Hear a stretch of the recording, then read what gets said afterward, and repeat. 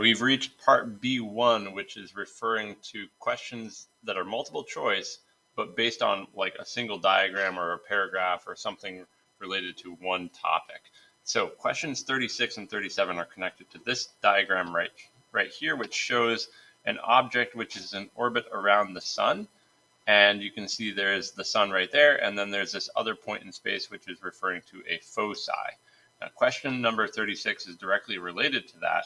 It says, which condition would produce an orbit with a greater eccentricity? Now, this is a question you can definitely use your reference table on. Specifically on the front page, there's an equation for eccentricity right here, distance between foci, length of the major axis. So we're really kind of looking for words associated with that idea. So if you come back to this question, you can see the first two answers have something to do with the distance between the foci, the sun, and F2. So I'm going to get rid of number 3 and number 4. And now we have to figure out what would produce a greater eccentricity, whether these are further apart or whether they're closer together.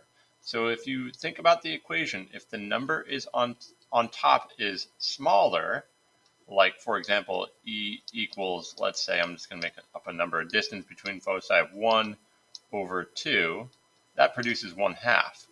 But if the number on the top is bigger, in other words, the distance between them is larger, let's say double, 2 over 2, let's say, well, then that's going to give me an eccentricity equal to 1.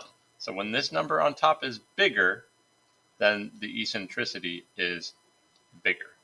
Okay, so that is going to give us a bigger eccentricity. We want to increase the distance between them, and so I'm going to get rid of number 1, and therefore the answer is number 2.